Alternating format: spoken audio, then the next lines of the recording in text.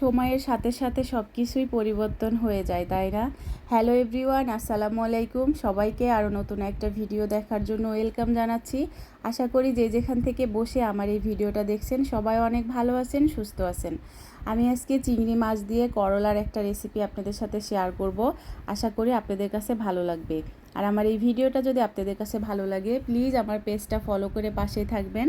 এখানে আমি বেশ অনেক বড় বড় 4টা করলা নিয়ে নিয়েছি, আর এখানে করলার সাথে আমি একটা আলুও কেটে নিয়েছি বড় সাইজের।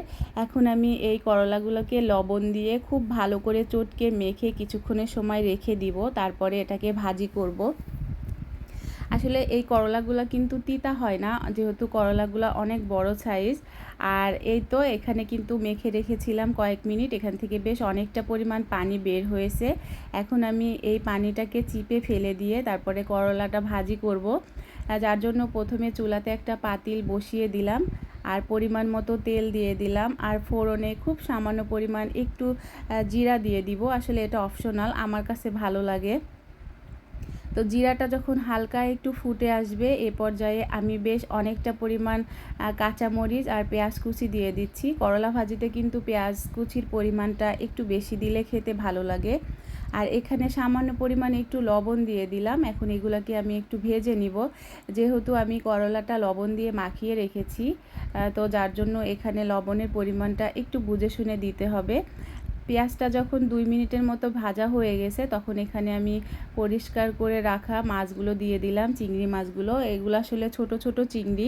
এই মাছগুলো দিয়ে করলা ভাজি, যে কোনো ভাজি অথবা সবজি রান্না করলে কিন্তু ভালো লাগে খেতে। আর এখানে কালারের জন্য আমি খুব সামান্য পরিমাণ একটু হলুদ গুঁড়া ব্যবহার করেছি, যেহেতু এখানে মাছ দিলাম। আর করলা ভাজিতে কিন্তু হলুদ গুঁড়া না দিলেও চলে। তো এই তো আমার মাছগুলো কিন্তু খুব ভালো করে ভাজা হয়ে গেছে। এই অবস্থাতে আমি চিপে রাখা করলা আর আলুটা দিয়ে খুব ভালোভাবে মিক্সড করে নিব। এভাবেই আমি নাড়াচাড়া করে ভেজে নিব। আর যারা আমার ইউটিউব থেকে এই ভিডিওটা দেখবেন প্লিজ আমার চ্যানেলটা সাবস্ক্রাইব করে দিবেন, আর পাশে থাকা ছোট্ট বেল বাটনটি বাজিয়ে দিবেন। এতে করে আমি যখনই ভিডিও ছাড়বো নোটিফিকেশন আপনাদের কাছে চলে যাবে। আর খুব অল্প সময়ে আপনাদের কাছ থেকে অনেক ভালোবাসা পেয়েছি, আলহামদুলিল্লাহ। আমি সবার কাছে অনেক কৃতজ্ঞ। আপনারা আমাকে খুব সুন্দর সুন্দর কমেন্ট করেন এবং আমাকে খুব ভালো সাপোর্ট করেছেন।